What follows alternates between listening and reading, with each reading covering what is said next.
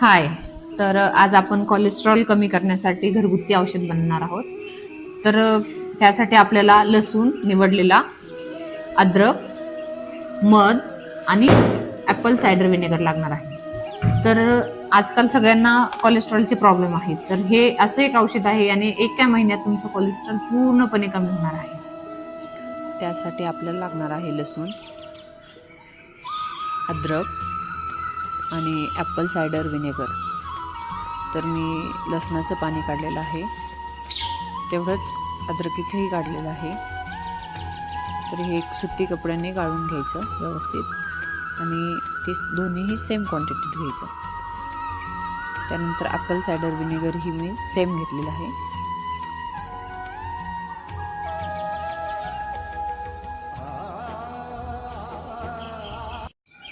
तर आता आपण औषध बनवूया. त्यासाठी मी कढईमध्ये तिन्ही पाणी एकत्र केलेले आहे आणि आता हे आपल्याला कमी गॅसवरती व्यवस्थित शिजून घ्यायचे आहेत. तर आपण जेवढं पाणी तयार केलेलं आहे त्यातलं बरोबर हाफ आपल्याला हे शिजून बनवायचं आहे. तर हे हाफ तयार झालेलं आहे तिन्ही एकत्र करून. तर आता हे जेवढं तयार झालेलं आहे बरोबर तेवढ्याच क्वांटिटीमध्ये आपल्याला मध घ्यायचं आहे. आता औषध थंड झालं की आपण त्यामध्ये बरोबर अर्धा ग्लास मध घालणार आहोत